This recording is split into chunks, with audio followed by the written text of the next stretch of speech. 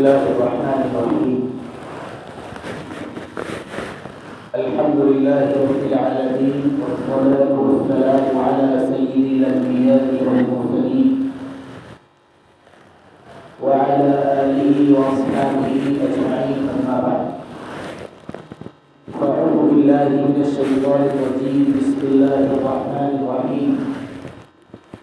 يا أيها الذين آمنوا كتب عليكم الصيام كما كتب على الذين من قبلكم لعلكم تتقون.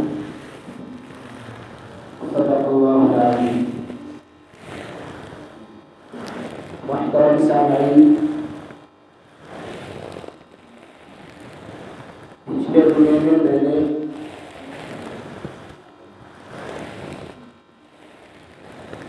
کچھ اعمال کرنے کی طرف رغبت دلائی تھی اور یہ بتلایا تھا کہ اس دنیا کے اندر ہم جو بھی کام کریں گے وہ یا تو کام آخرت میں بھی فائدہ دے گا یا صرف دنیا میں فائدہ دے گا، اور آخرت میں نہیں دے گا۔ دو طرح کے کام تھے اور کام ہمیں کرنا ہی ہے، تو کیوں نہ ہم وہ کام کریں کہ جس سے دنیا کا بھی فائدہ ہو جائے اور آخرت کا بھی فائدہ ہو جائے۔ اس طرف توجہ دلائی گئی۔ اسی میں ایک بات آتی ہے کہ عالم اللہ نے تین بنائے ہیں۔ ایک عالم دنیا ہے جو ہمارے سامنے ہے، پیدائش سے لے کر موت تک کے عالم کو عالم دنیا کہا جاتا ہے، اور اس کے بعد سے ایک عالم آخرت شروع ہوتا ہے۔ اس میں دو قسمیں ہیں، ایک عالم جنت ہے اور ایک عالم دوزخ ہے۔ عالم جنت کا مطلب یہ ہے کہ جس میں ہر خواہش پوری ہوگی، بندہ جو چیز بھی چاہے گا وہ چیز اس کو ملے گی۔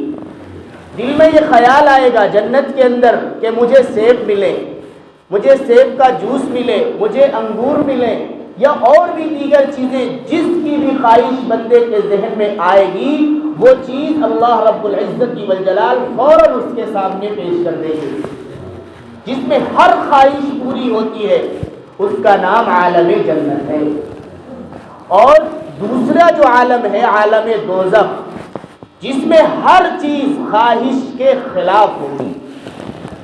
بندے کو پیاس لگے گی اور وہ چاہے گا کہ مجھے پانی مل جائے، لیکن اسے کھولتا ہوا خون اور پیپ دیا جائے گا۔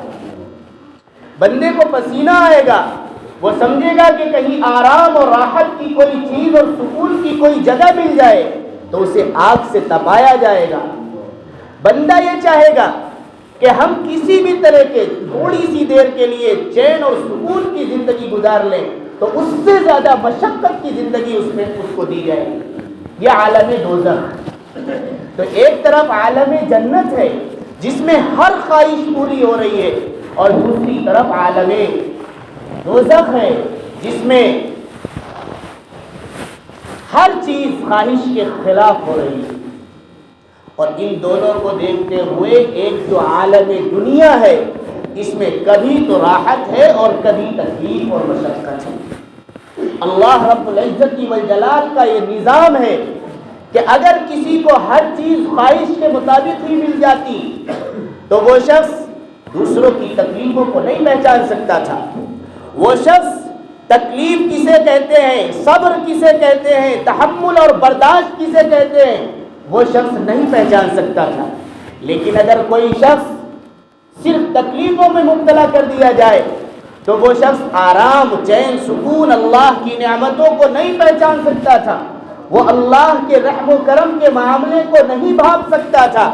اللہ رب العزت کی والجلال نے یہاں نظام بنایا کہ اگر تم چین و سکون کی زندگی چاہتے ہو تو جنت والے اعمال کرو، اور اگر تمہیں یہ پسند نہیں ہے اور تم ہمارے حکموں کی خلاف ورزی کر رہے ہو تو ایک عالم ایسا بھی ہے جس میں تمہاری ہر خواہش کے خلاف کام کیا جائے گا، اور تم جو چیز چاہو گے اس کے خلاف تمہیں وہ چیز دی جائے گی، وہاں خواہشات پوری نہیں ہوں گی۔ یہ تین عالم ہیں۔ اگر ہم ان تینوں کو سامنے رکھیں تو اگلا مہینہ جو رمضان المبارک آ رہا ہے اس میں ہمیں بہت ساری عبادات کرنے کے لیے ہمارا ذہن اور دماغ، ہمارا جسم ہر چیز کرنے کے لیے تیار ہو جائے کہ ہمیں عالم دوزخ کی طرف نہیں جانا، ہمیں عالم جنت میں جانا ہے. ہمیں یہاں پر تھوڑی سی مشقت برداشت کرنی ہے. ہمیں یہاں پر تھوڑا سا صبر کر لینا ہے. راتوں کی نیند خراب کر کے ہمیں تراویح پڑھ لینی ہے. ہمیں تراویح کے اندر قرآن کریم کو سن لینا ہے. اور دن کے اندر صبح سے لے کر شام تک اپنی خواہشات کو بھی روکنا ہے. اور کھانے اور پینے سے اپنے منہ کو محفوظ رکھنا ہے. اس طریقے سے اگر ہم نے تھوڑا سا صبر کر لیا، تھوڑی سی برداشت کر لی، تھوڑے سے اپنے جسم کو کنٹرول کر لیا، تو کل اللہ رب العزت والجلال ہمیں عالم جنت میں ہر وہ چیز عطا فرمائے گا جس کی ہم خواہش کریں گے. نبی کریم صلی اللہ علیہ وسلم کے صحابہ سے منقول ہے کہ جب رمضان المبارک قریب آتا تھا تو نبی کریم صلی اللہ علیہ وسلم کبھی تو ایک درخت کی ٹہنی کو پکڑتے اور اس کو ہلاتے، اس میں سے کچھ پتے گر جاتے تو آپ فرماتے، اے میرے صحابہ، اے لوگوں، دیکھو اگلا مہینہ، ایک مہینہ جو آ رہا ہے یہ بالکل اسی طریقے سے ہے کہ جس طریقے سے اس ڈالی کو ہلانے سے پتے جھڑ رہے ہیں، ٹھیک اسی طریقے سے اس مہینے کے اندر تمہارے گناہ ہو رہے ہیں. رمضان کا نام بھی رمضان اسی لیے، رمضان کے معنی آتے ہیں سوکھنے کے اور جلانے کے، ختم کرنے کے، کیونکہ رمضان انسانوں کے گناہوں کو، لغزشوں کو، خطاؤں کو جلا دیا کرتا ہے، ختم کر دیا کرتا ہے. انسان کے ذہن و دماغ کو اور جسم کے ایک ایک اعضاء کو صاف اور ستھرا اور پاک کر دیا کرتا ہے. اس لیے اس کا نام رمضان رکھا گیا ہے. کیوں نہ ہم اس رمضان کی حقیقت کو پہچانیں، اس کی عظمت کو اپنے دل کے اندر بٹھائیں اور اس کے لیے ابھی سے تیار ہو جائیں. نبی کریم صلی اللہ علیہ وسلم کی ہم احادیث پڑھتے ہیں، آپ کی سیرت پڑھتے ہیں، آپ کی زبان سے نکلے ہوئے وہ الفاظ جسے ہم احادیث کہتے ہیں ان کو پڑھتے ہیں تو ہمیں ملتا ہے کہ حضرت عائشہ صدیقہ رضی اللہ تعالیٰ عنہ فرماتی ہے کہ نبی کریم صلی اللہ علیہ وسلم رمضان المبارک کا مہینہ جب قریب آتا تھا تو اپنی تہبند کو، لنگی کو مضبوطی کے ساتھ باندھ لیا کرتے تھے. اس کا مطلب کیا ہے کہ اتنی تیز گانٹ لگا لیا کرتے تھے کہ وہ کھلے نہیں. اس کا مطلب یہ ہے کہ رسول اللہ صلی اللہ علیہ وسلم اپنے تہبند کو مضبوطی سے باندھ لیا کرتے تھے. اس کا مفہوم یہ ہے کہ آپ اپنے جسم کو ہر اعتبار سے رمضان کے لیے تیار کر لیا کرتے تھے، یعنی روزے رکھنے کے لیے بھی تیار کرتے تھے. اور آپ نے اپنی امت کو یہ سبق دیا کہ شعبان کے اندر پورے مہینے کوئی روزہ نہ رکھے. اور خود نبی کریم صلی اللہ علیہ وسلم کی سیرت میں، آپ کی زندگی میں یہ ملتا ہے کہ آپ شعبان میں بکثرت روزہ رکھا کرتے تھے اور پھر رمضان میں بھی رکھتے تھے. یہاں تک کہ آتا ہے کہ آپ نے کئی مرتبہ تو ایسا کیا کہ پورا شعبان بھی روزہ رکھا اور پورا رمضان بھی روزہ رکھا. اور کسی صحابی نے یہ آپ کی ادا کو نقل کرنے کی کوشش کی کہ ہم بھی شعبان میں روزہ رکھیں گے. آپ نے منع فرمایا اور فرمایا کہ تم اس مہینے میں کھاؤ پیو، اپنے جسم کو طاقت اور تندرست بناؤ تاکہ اگلا مہینہ جو رمضان آ رہا ہے اس میں صحیح طریقے سے عبادت کر سکو اور روزہ رکھ سکو. اگر تم نے شعبان میں پورا مہینہ روزہ رکھ لیا تو کہیں تمہارے اندر کمزوری نہ آ جائے، کہیں تمہارے جسم کے اندر تھکاوٹ نہ آ جائے جس کی وجہ سے رمضان کے فرض روزے چھوٹ جائیں. اس لیے آپ نے اپنی امت کو تاکید دی کہ شعبان میں روزے نہ رکھے جائیں، کبھی رکھا جائے کبھی چھوڑ دیا جائے، یہ تو ٹھیک ہے، لیکن رمضان المبارک کے لیے اپنے آپ کو مکمل طور پر تیار کیا. نبی کریم صلی اللہ علیہ وسلم کے صحابہ سے مروی ہے کہ نبی کریم صلی اللہ علیہ وسلم نے فرمایا کہ رمضان المبارک کا مہینہ جو ہے وہ ایک ایسا مہینہ ہے جس میں اللہ رب العزت والجلال نفلوں کا ثواب فرض کے برابر کر دیا کرتا ہے اور فرض کا ثواب 70 فرضوں کے برابر کر دیا کرتا ہے. عام طور پر ہم سنتے ہیں کہ 1 روپیہ خرچ کرو 70 ملے گا، یعنی مطلب یہ ہے 70 ہی نہیں، بہت زیادہ کثرت سے کہ اللہ رب العزت والجلال کو اس مہینے کے اندر ہر ادا، ہر اچھی ادا، ہر اپنا حکم پر عمل کرنے والا اتنا محبوب ہو جایا کرتا ہے کہ اللہ رب العزت والجلال جتنا اس کو عطا فرما دے وہ ہمارے لیے 70 نہیں 700 کے بھی برابر ہو سکتا ہے. بس اخلاص کی ضرورت ہے کہ ہمارے اندر جیسا اخلاص ہوگا اللہ رب العزت والجلال ہمیں ویسا ہی بدلہ عطا فرمائے. نبی کریم صلی اللہ علیہ وسلم کی ایک حدیث قدسی ہے کہ اللہ رب العزت والجلال نے فرمایا کہ رمضان المبارک کا مہینہ ایسا ہے کہ جس کا بدلہ میں خود دوں گا۔ کچھ لوگوں نے کہا کہ جس کا بدلہ میں خود دوں۔ آپ دیکھیے کہ اللہ رب العزت والجلال اس روزے کا اور اس مہینے کی عبادتوں کا اگر بدلہ اللہ خود دے دے تو کیا کم ہو سکتا ہے؟ اور اگر اللہ خود بدلہ بن جائے تو اس میں کیا ہی کہنے۔ یعنی اللہ رب العزت والجلال کی ہر طرح سے رضامندی، ہر طرح کی خوشحالی اللہ رب العزت والجلال کو ہمیں نصیب ہو سکتی۔ بس یہ ہے کہ ہم تھوڑی سی دیر سوچ کر اپنے ذہن و دماغ کے اندر اس کی عظمت کو بٹھائیں۔ اس رمضان المبارک کے اندر ہمیں کیا کرنا ہے؟ آج ہم نے یہ سمجھا ہے کہ صرف سحری کھا لی اور افطار کر لیا، بیچ میں کچھ نہ کھایا نہ پیا، اس کا نام روزہ ہے۔ حقیقت میں روزہ اس کا نام نہیں۔ روزہ نام ہے اپنے جسم کو، ہر اعضاء کو ہر گناہ سے محفوظ رکھنے کا۔ اگر ہم چاہتے ہیں کہ روزے کی صحیح حقیقت ہمیں ملے تو ہمیں اپنی آنکھوں کو بھی محفوظ رکھنا پڑے گا کہ ہماری آنکھیں غلط چیزیں نہ دیکھیں، ہماری آنکھیں غلط چیزوں کی طرف خیال بھی نہ ہو کہ ہمیں یہ دیکھنا ہے، ہمارے ہاتھ غلط کام نہ کریں، کسی کے اوپر ظلم و زیادتی نہ ہو، کسی کی اگر دکان ہے تو اس میں ناپ تول میں کمی نہ ہو۔ کوئی کپڑا ہے، کپڑے کی دکان کرتا ہے تو کپڑا جو ناپ کر دیتا ہے تو میٹر میں کمی نہیں آنی چاہیے۔ اگر کمی آ رہی ہے ناپ تول میں، کمی آ رہی ہے کپڑا ناپنے میں، کمی آ رہی ہے کوئی بھی تجارت کرنے میں اور ہم ہاتھ سے کر رہے ہیں تو یہ ہاتھ ہمارا ہاتھ کا روزہ نہیں کہلاتا۔ اور پھر اسی طریقے سے ہمارے پیر کے اندر بھی ایسی طاقت آنی چاہیے کہ وہ کسی غلط جگہ پر نہ جائے، بلکہ آنکھوں سے ہم قرآن کریم کو دیکھیں، ہم اللہ والوں کی زیارت کریں، ہم قرآن کریم کو دیکھ کر پڑھیں۔ اگر ہمیں یاد ہے تو زبانی بھی پڑھ سکتے ہیں، لیکن جہاں تک ہو سکے ہم قرآن کریم کو دیکھ کر کے پڑھیں گے۔ کوئی بھی چیز ہوگی تو اس کا بدلہ ادھر سے ہٹ کر ہم ادھر آ جائیں گے۔ ہاتھوں کے ذریعے سے ہم صدقہ اور خیرات کریں، یتیموں کے سر پر ہاتھ پھیریں، غریبوں کی مدد کریں، بیواؤں اور مسکینوں کا خیال کریں۔ اگر یہ ہاتھ ہمارے اس طریقے سے کر رہے ہیں تو ہمارے ہاتھ کا بھی روزہ کہلائے گا، آنکھ کا بھی روزہ کہلائے گا۔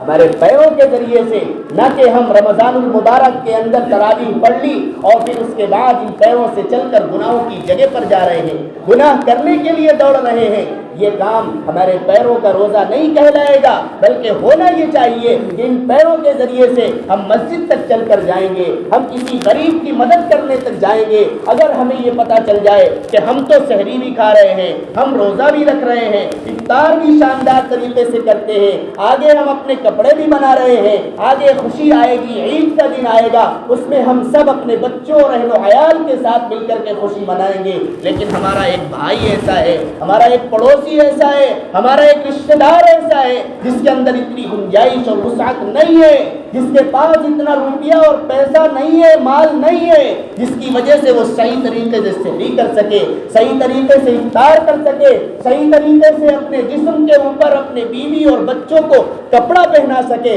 تو ہم چل کر کے جائیں اور اس کی مدد کریں، اپنی جیب سے کچھ رقم نکالیں، کسی کو پتہ نہ چلے، نہ میرے گھر والوں کو پتہ چلے، نہ میرے بھائیوں کو پتہ چلے، نہ میری اہلیہ اور اہل و عیال کو پتہ چلے، صرف اللہ دیکھنے والا ہو، اور ہم دائیں ہاتھ سے جائیں چپکے سے اس کی مدد کر دیں اور یہ کہیں کہ یہ لیجئے، یہ میں نے آپ کے لیے دیا ہے، اللہ رب العزت نے ہمیں یہاں تک پہنچایا ہے۔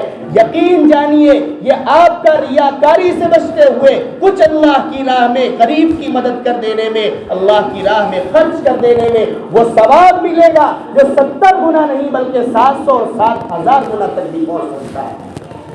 شرط یہ ہے کہ ہمارے اندر اخلاص ہونا چاہیے، شرط یہ ہے کہ ہمارے دل کے اندر تڑپ ہونی چاہیے، کچھ تو رمضان المبارک کی اہمیت اور عظمت ہمارے دل کے اندر پہنچنی چاہیے کہ ہم دل کے اندر تمام اعضاء اپنے آپ کو محفوظ رکھیں گے، کھانے پینے سے بھی محفوظ رہیں گے، خواہشات سے بھی محفوظ رکھیں گے، دل کے اندر جو خیالات غلط آ رہے ہیں، ذہن و دماغ کے اندر جو سوچیں غلط آ رہی ہیں ان کی طرف ہم اپنے آپ کو نہیں جانے دیں گے، ہمارا ہاتھ بھی محفوظ رہے گا، ہمارے پیر بھی محفوظ رہیں گے، ہمارے کان بھی غلط بات سننے سے محفوظ رہیں گے۔ اگر ہم پڑھے لکھے نہیں ہیں ہے اور ہم قرآن کریم نہیں پڑھ سکتے تو کم سے کم رمضان المبارک کے اندر کوئی بھی مسجد ایسی نہیں ہے کہ جس کے اندر کوئی حافظ تلاوت نہ کر رہا ہو۔ اگر آپ دیکھیں کہ کوئی حافظ تلاوت کر رہا ہے، آپ آئیے ادب کے ساتھ اس سے کہیے کہ ذرا آپ تیز سے پڑھ دیجئے، تھوڑا تیز سے پڑھیں گے تو ہمارے کانوں کے اندر قرآن کریم کی آواز آئے گی، ہم بھی قرآن کریم کو سننا چاہتے ہیں۔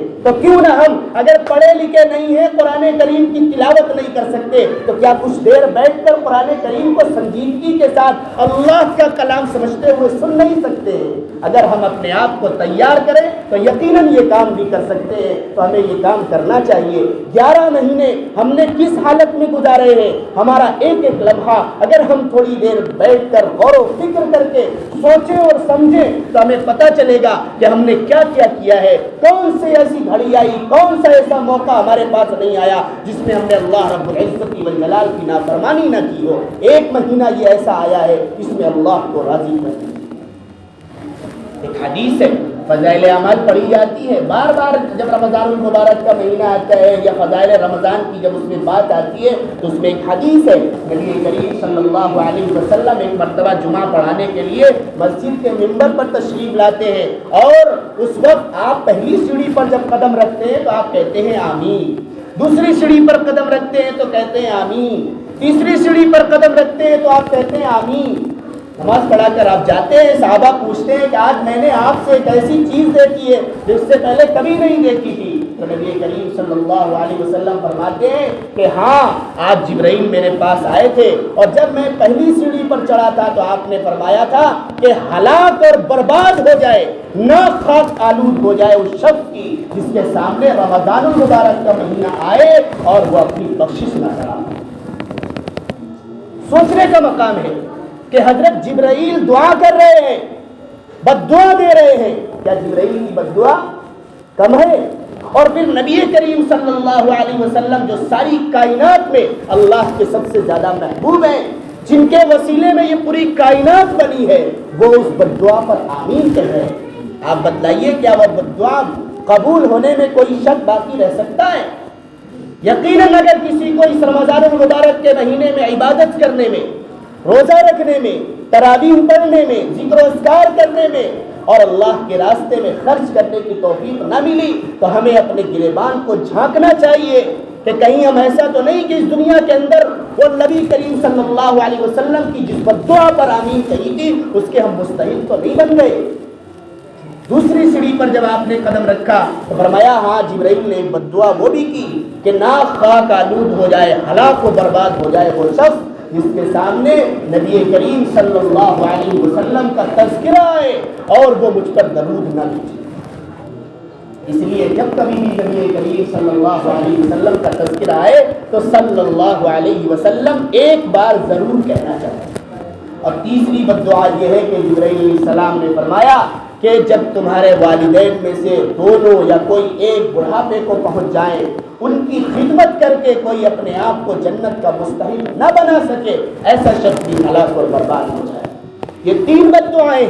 پہلی بد دعا ہمارے اس موضوع سے متعلق ہے کہ نبی کریم صلی اللہ علیہ وسلم بد دعا کی پر آمین کہہ رہے ہیں کہ رمضان المبارک کا مہینہ آ رہا ہے اور ہم اپنے آپ کی اپنی بخشش نہیں کرا پا رہے ہیں۔ آج ایک حدیث ہے کہ نبی کریم صلی اللہ علیہ وسلم نے فرمایا کہ رمضان المبارک میں کچھ انعامات اللہ رب العزت والجلال نے اس امت کو ایسے دیے ہیں جو پچھلی امتوں کو نہیں ملے تھے۔ رمضان المبارک کا روزہ رکھنے والے، تراویح پڑھنے والے، اس کا حق ادا کرنے والوں کے ساتھ ایک انعام یہ ہوتا ہے کہ اس مہینے کے اندر سرکش شیاطین قید کر دیے جاتے ہیں۔ کوئی بہلانے پھسلانے والا نہیں ہوتا۔ تو سوال پیدا ہوتا ہے پھر رمضان میں گناہ کرنے والے کیوں گناہ کرتے ہیں؟ تو بات یہ ہے کہ 11 مہینے جس شیطان کی مان کر ہم جس راستے پر چلے ہیں، آج اس کو جکڑ تو دیا گیا ہے لیکن ہمارا دل، ہمارا ذہن و دماغ، ہمارے جسم کا ہر عضو اس طریقے سے عادی بن چکا ہے کہ شیطان کے قید ہونے کے بعد بھی ہمارے پیر گناہوں کی طرف جا رہے ہیں۔ یہ عادت ہماری بن چکی ہے۔ اس لیے لیکن پھر بھی اس رمضان المبارک کے مہینے میں گناہ اگر کوئی کرتا ہے، بکثرت کرتا ہے 11 مہینے، لیکن رمضان المبارک کے مہینے میں آپ اس کا فیصد نکالیں تو اس میں کمی ضرور آ جائے۔ ایک تو انعام یہ، دوسرا انعام یہ ہے کہ اللہ رب العزت والجلال فرماتا ہے کہ روزے دار کے منہ کی بدبو اللہ کے نزدیک مشک سے زیادہ پسندیدہ ہوتی ہے۔ ایک سوال ہوتا ہے کہ جب منہ سے بدبو آ رہی ہے اور اللہ رب العزت والجلال کو اتنی پسند بھی ہے کہ مشک سے زیادہ پسند آ رہی ہے، تو ہم مسواک ہی نہیں کریں گے، منہ صاف ہی نہیں کریں گے، تو ایک مہینے میں ہمارے دانتوں کا کیا حال ہوگا، کتنی بدبو آئے گی؟ یقیناً یہ نہ سمجھی، لوگ سمجھ نہیں پائے کہ جو منہ سے بدبو آتی ہے وہ معدہ خالی ہونے کی وجہ سے اندر سے آتی ہے، اور وہ آپ کو احساس عصر کے بعد ہوگا۔ اس بدبو کا نام خلوف کہا گیا ہے، اور یہ خلوف اللہ رب العزت والجلال کو مشک سے زیادہ پسندیدہ ہے۔ ہم لوگ جس کو مانتے ہیں امام ابو حنیفہ رحمۃ اللہ علیہ، ان کے نزدیک مسواک ہر وقت کرنا مستحب ہے۔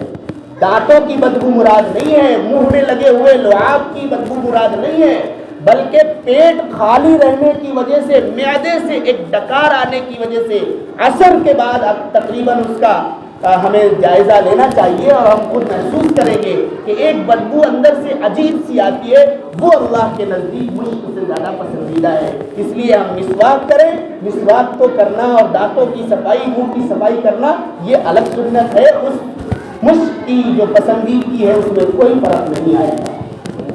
اور تیسری چیز یہ ہے کہ دریاؤں کے اندر، سمندر کے اندر، ندیوں کے اندر جو مچھلیاں ہیں، جو کیڑے مکوڑے ہیں، وہ بھی روزے دار کے لیے دعا کرتے ہیں۔ وہ دعا کرتے ہیں کہ اللہ یہ روزے دار ہیں جنہوں نے آپ کے حکم کے مطابق کھانا پینا سب کچھ چھوڑ دیا ہے، آپ کے حکم کی وجہ سے رات کے اندر جاگنے کے لیے آپ یہ تیار ہیں، اور انہوں نے اپنی نیندیں قربان کر دی، جس کی وجہ سے